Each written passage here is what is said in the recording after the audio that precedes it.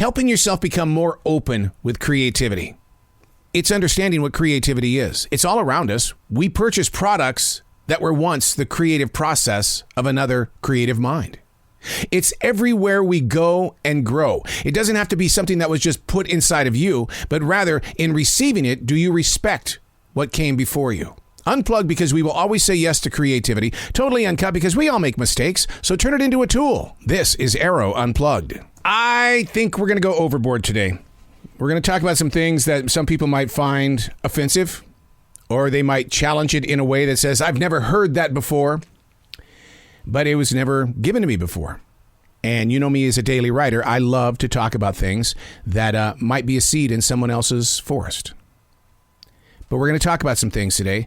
This is a story that I have never heard of in my entire life. And I attend a big, beautiful church. But it all started with an elderly man approaching me last night with a very interesting collection of words. He said, Moses didn't go to heaven.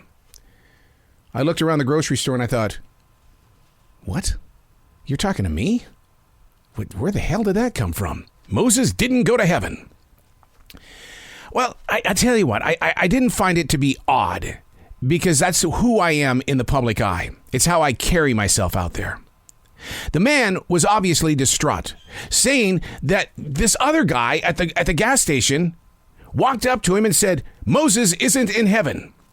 So he felt like he needed to pass the message forward, and it landed on me. There are many points of views and interesting opinions based on this story. Although some experts say nobody entered heaven until Jesus died on the cross. The books of Matthew, Mark, and Luke speak of the transfiguration. Moses appeared with Elijah. Luke says Moses appeared in glory and spoke with Jesus. Now, many spiritual and religious leaders see that as being Moses did indeed make his way into heaven. The interesting part about the elderly man that approached me last night, not only did he plant a seed in my own heart, where I did some research, but he was also a representative of the streets, a man of homelessness. Moses came from an imperfect world. I'm Arroe. This is The Daily Mess, a chronological walk through an everyday world. I am a daily writer. I love it when people come up to me and say, Moses didn't make it to heaven. To me, I think, wow, that's my subject. That's what I'm going to write about. There's something there. But where do we take it? This is The Daily Mess. Making yourself public approachable is a journey and or a roadblock for many. Motivational speakers over the years have always said, hey, you guys up front, the best way to get over your nerves is that you should picture everybody sitting there in their underwear. My transition into message sharing is based on preparation and trust. To have the confidence to believe in who, what, where, why, and when. It's a gift to be on that stage. You just happen to be the lucky one today. What are people looking for that you might be able to share? Being a broadcaster for 43 years might aid in the ability to speak openly, but it doesn't make me a natural connection maker when it comes to those receiving.